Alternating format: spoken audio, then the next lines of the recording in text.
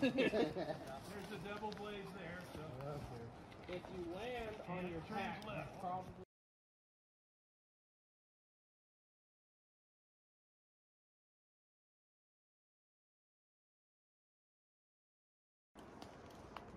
I'm not going to go running down it.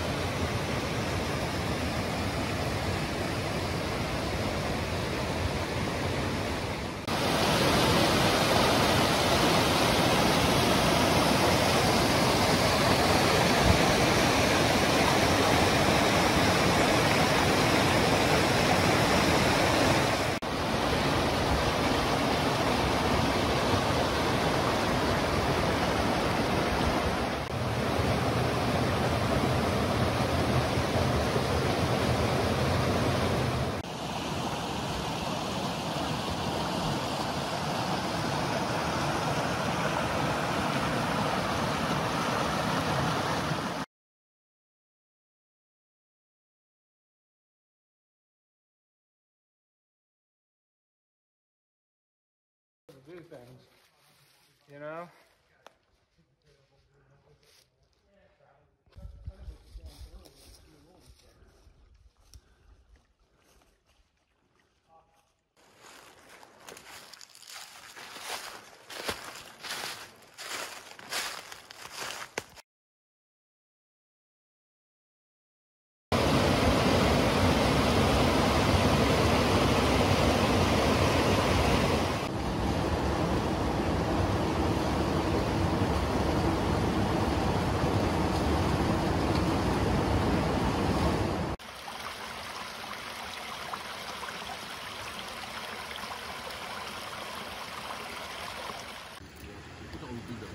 Thanksgiving in a bag.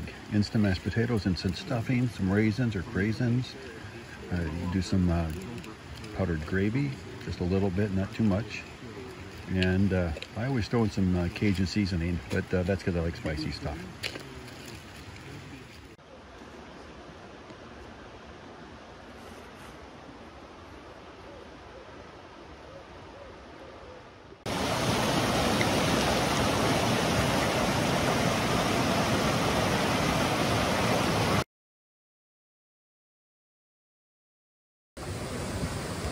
There's got to be something wrong with me.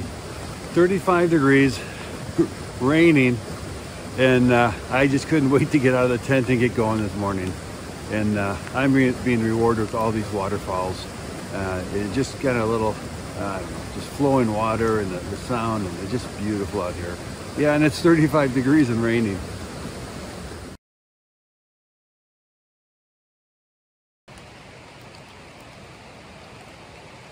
Well, we're at the county line. There's a trail marker, and that's where it started from. Over its time, maybe he was touched and turned, maybe tinkled on. I don't know, we can probably still trust it. It just says county line. So the only reason I really point this out here, once you change from one jurisdiction to another, the rules can change. So what, and I don't even know what two counties I'm in, so it's not gonna help me much. But you know, if you're aware of it, you're going to change counties and other jurisdictions as well, in and out of a Bureau of Land Management area, whatever it is. Check out the different rules, because maybe you have more flexible camping or hiking rules in one or the other. Maybe you can do a fire, maybe you can't. And so it's just something to research in your planning. So, hey, I'm having fun today. It's raining. Good day today. About 20 minutes ago, I was on the other side of that creek trying to figure out how to come across it. I knew the trail was on this side. I thought I could see it. Physically, I thought I could actually see it, but that's confirmational bias. You know, I wanted to see the trail, so everything I saw looked like the trail, and I knew that. So I didn't trust my intuition. I guess I could have, but the real problem, I couldn't figure out a way to come across this without getting wet. So I backtracked, and sure enough, the last place I saw a blaze, just off to the right, there's a little wooden bridge, couple logs split in half. It wasn't a real bridge, just a couple logs, and there are tons of blazes. And this trail out here, the Quehanna Trail, is just really well blazed. Almost always you can see the next blaze. Maybe, and where I'm looking now, I can see the next 2 blazes. And as soon as I lost the blazes, I knew I was having a problem of some kind. But I thought, well, you know, maybe they missed a blaze. Remember, just earlier I told you we changed counties. You know, maybe something happened there. So I went 10-15 minutes, decided, nope, I got to backtrack. And I had this creek to follow. So at no time was I lost. I didn't know where I was, but I wasn't lost. Went back, and sure enough, as soon as I get there, at the last blaze, and I just kind of look around, bam, there's a blaze on the other side of the creek connected by the little logs. So if you do lose a blaze and you're expecting to see one, you know, that's just kind of a lesson. Make sure you don't get lost.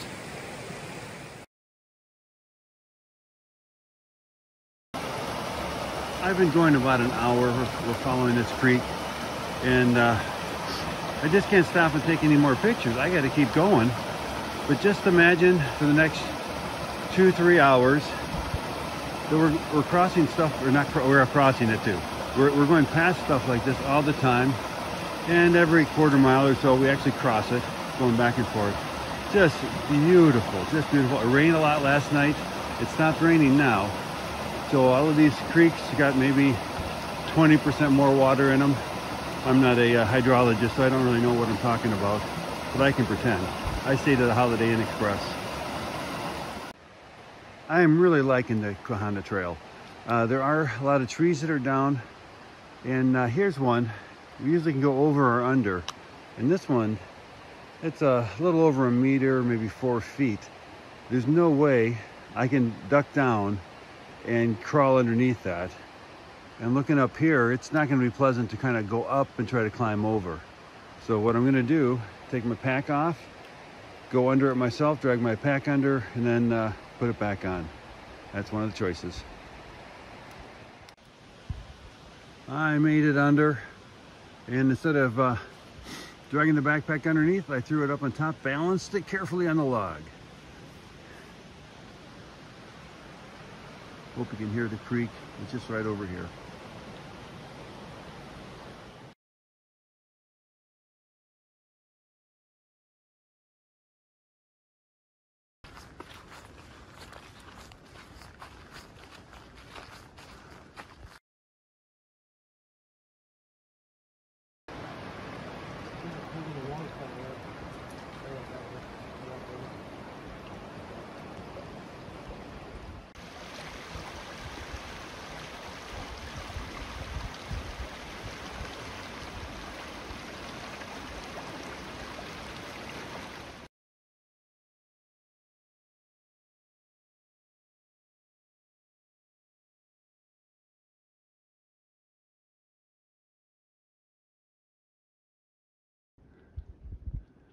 I've never seen this.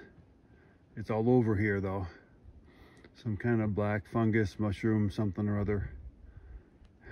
What is it?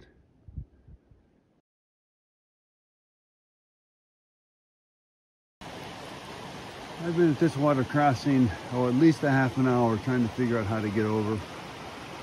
Went upstream, and that didn't look much better. Went downstream, and I found some options, but then, you see how steep that climb is. I'd have to climb up a good ways, and then work my way back here, and it just wasn't much better either. So, started over here, and then it'd be almost too bad somebody couldn't record me. I shuffled sideways, facing upstream. I had both my poles in the water, and just shuffled small steps, small little movements of the poles, got over here, and then I had to decide if I was going to take the big rock over or continue on right here, and that's what I did. I got to the end, I took a big step onto this, and just kind of leapfrogged onto the shoulder on the ground there, and I got my hands a little bit muddy, but I made it, and I didn't get wet. Real beautiful here. I didn't mind being here.